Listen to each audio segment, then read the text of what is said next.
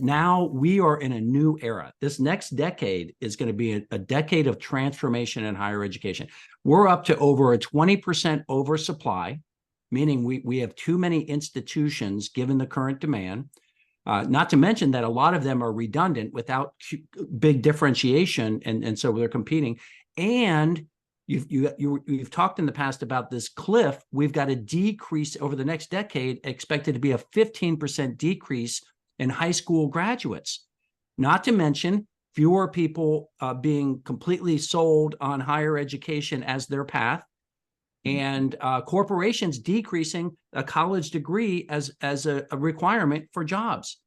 So there's a question of relevancy, ROI, and a contraction that needs to take place, which is all coming back to the business model.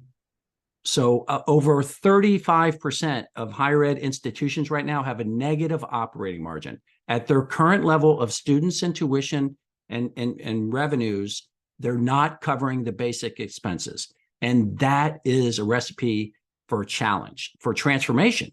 If you want to flip it to something positive, it's an opportunity for transformation, but it's a very inert industry. And some of the listeners on this webinar are in institutions that have been around 85 years.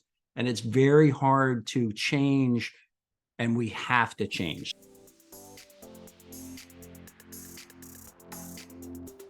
It doesn't matter how strong your company is, things are going to happen that are beyond your control, and they're going to present challenges to you. And the better you are internally, the stronger you'll respond to those. The weaker you are internally, the less ability you'll have to respond to the external shocks. That's the first thing I heard you say, right?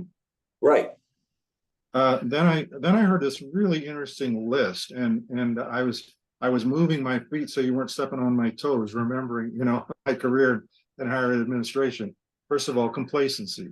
We got a great brand. We got all these great programs. We have these great, in the case of Union Carbide, these sub brands that were nationally known. So maybe some complacency creeps in. Spending cash on, I think you called it, unproven improvements, so that you deplete cash or you add debt in ways that don't really add value to the institution in a proven way, right? Did I hear that correctly? Right. Then bloated overhead and bureaucratic structures reduce the ability to respond with agility, right? I think I heard you say that. And it creates a culture that is slower than the movement of the market. Yeah. So we move more slowly. The people who would like what we have to offer them but can't get to it because of the bureaucracy or the outdated, slow-moving systems, they move on and go elsewhere. And then this is really interesting. I think you called it complex market-facing systems and processes. What do you mean by that? So bureaucracy first, it impedes people from making decisions, impedes people from being empowered to make change that will improve your customer interface. So customer interfaces are incredibly important. The easier it is for customers to do business with you, the better you will be in growing your market share. Yeah. As a longtime higher ed person, that's not language we like to use. We don't like to talk about our students as customers. But there's a reality there for us. They do pay an enormous amount of money, and they're thinking more and more like customers, I think, than they used to. Whether we like it or not, their behavior is mimicking more sort of the commoditized customer experience that they're used to in other parts of the market.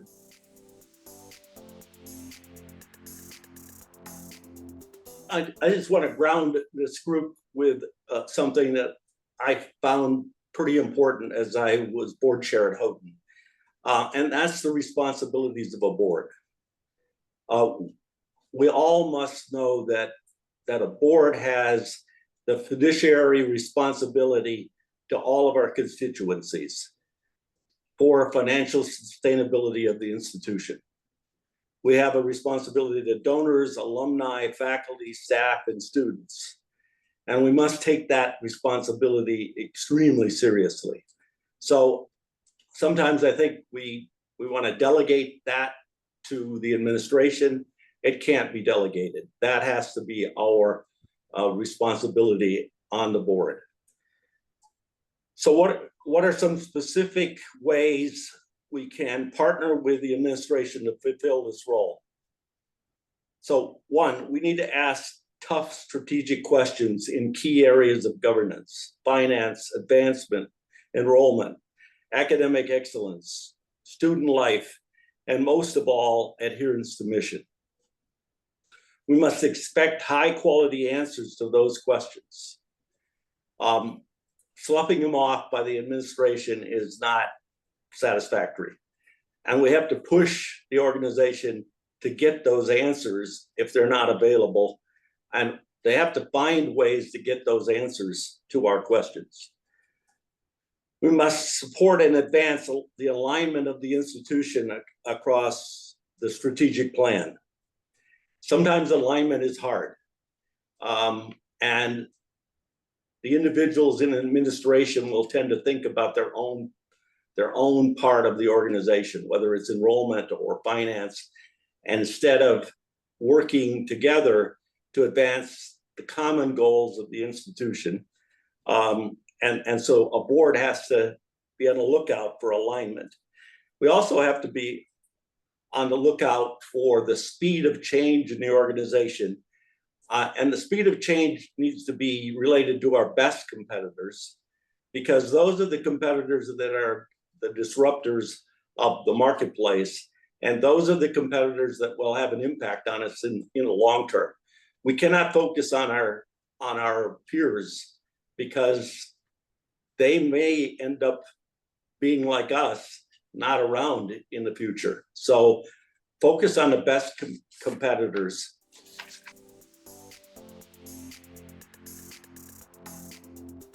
One is, to me, as a strategy professor of a long time, and when I do strategic planning, it's all about prioritization. So you need to, by understanding these macro trends and then identifying what changes we need to make internally, whether it's adapting our business model, bringing in new technologies and online, embracing online learning, having dashboards for financial sustainability, you have to have the conversations about the important things. Less at the board level about operational things and campus activities, more about strategic positioning, uniqueness of the institution. John mentioned it, but that's really hard to do. When you say mission alignment, you can't just say teach, research, educate. You've got to really have a specific niche that people would say that's right for me and or that's not right for me. So differentiation is hard. Boards need to talk about value proposition, differentiation, and these big issues, the tough questions John mentioned. Don't just say, how are enrollments? Oh, they're going to be up 8% next year. Really? What are we doing differently? You know, are we at the right size? Because maybe we're not. How are we really making cuts in our administration and our bureaucracy? How's our decision making? So boards bring unique perspectives, but they've got to be talking about the right issues.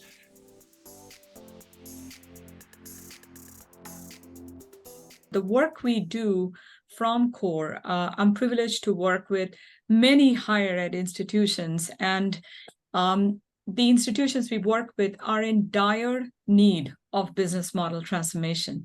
And they understand the fierce urgency of now.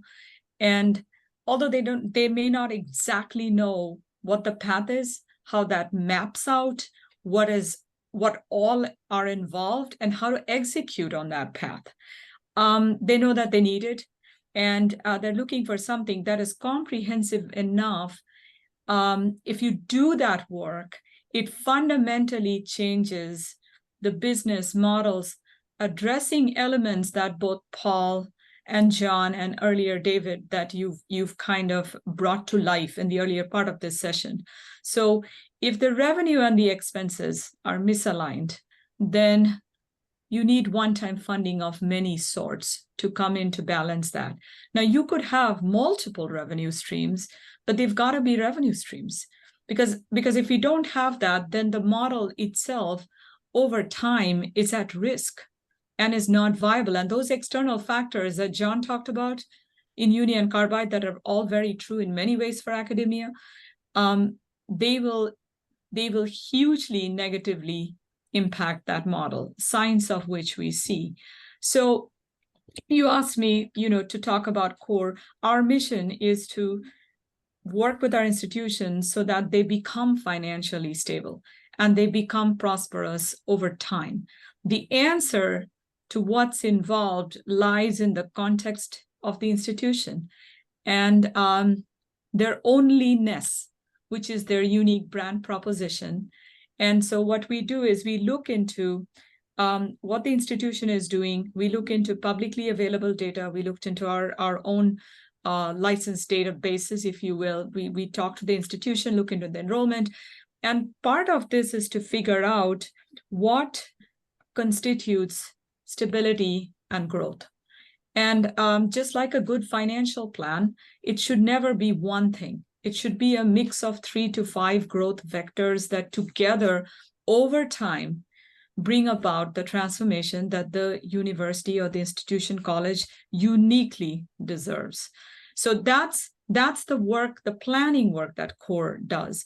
And you mentioned catalyst of change. So I'll give you, my example of wanting to be a runner all my life, never finding the chance. And then when I could finally run, I try to go too fast and hurt myself. Why? Because I wasn't conditioned.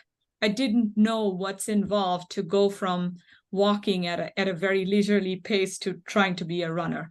I knew what I needed to get to speed-wise, but I still didn't know how to get to it. So consider, this concept of CORE as an operating partner, a supporting organization. We support that process. And we support that process by working with our institution partners.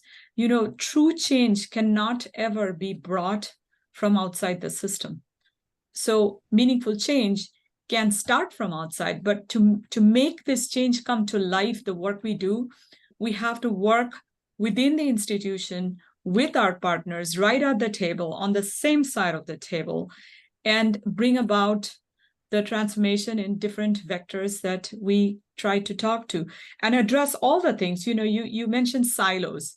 Yes, we know institutions are silos. Any organization will have silos over time, but the work needs to cut across all the different aspects, and the talent cannot be 5 different talent pool. When you think of marketing in higher ed today or technology, it is partly business, it is partly the skill set of marketing, it's partly technology, and it's partly operations, and it's partly admissions. And you can't get 5 people to do this work. What you need is one high-powered person, maybe 2 at best, and they need to tackle this work, and they need to work with everyone involved at the institution and then show them how this work will be done over time. That's a tough skill set. That's tough for all my institutions partners that we work with today to get. But we can, and we do, and then we work with our institutions to bring it to life. So I know I said a couple things. Explore the catalyst aspect of our work more as a conditioning coach doing this contextually from the context of the institution.